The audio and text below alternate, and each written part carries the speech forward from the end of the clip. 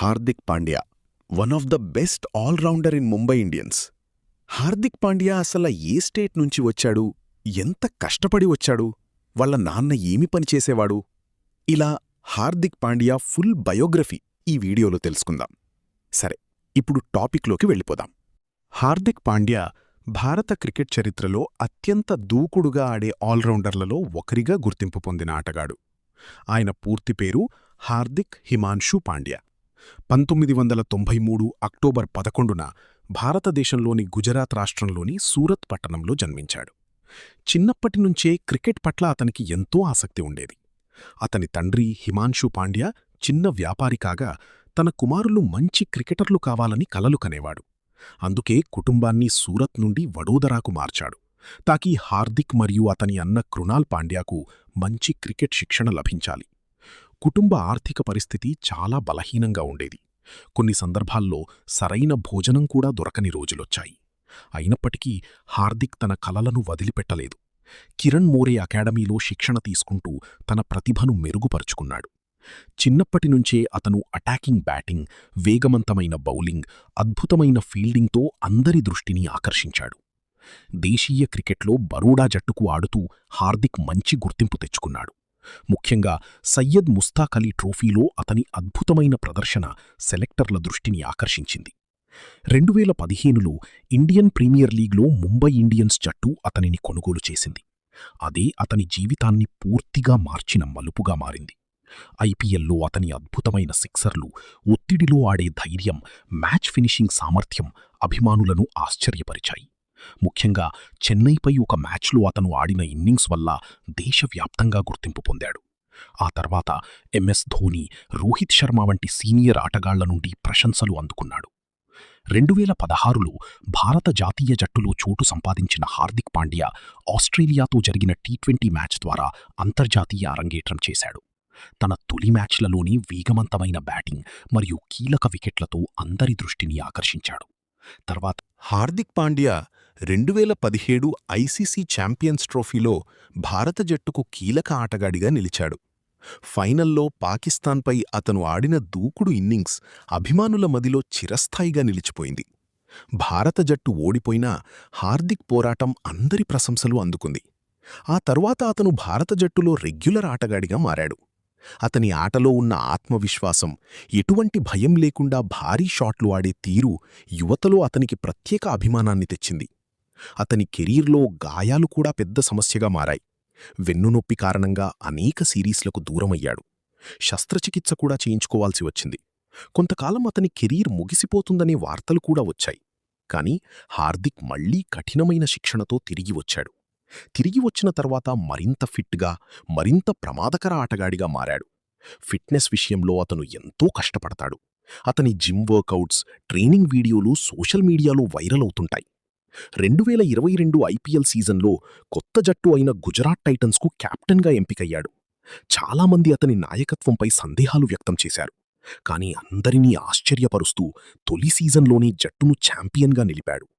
కెప్టెన్గా అతని నిర్ణయాలు, ఒత్తిడిలో ప్రశాంతంగా ఉండే తీరు, యువ ఆటగాళ్లను ప్రోత్సహించే విధానం ప్రశంసలు అందుకుంది. ఆ విజయంతో అతను భారత క్రికెట్లో అత్యుత్తమ ఆల్రౌండర్లలో ఒకరిగా మరింత బలమైన గుర్తింపు పొందాడు. హార్దిక్ పాండ్యా తన స్టైలిష్ జీవనశైలితో కూడా ప్రసిద్ధి చెందాడు.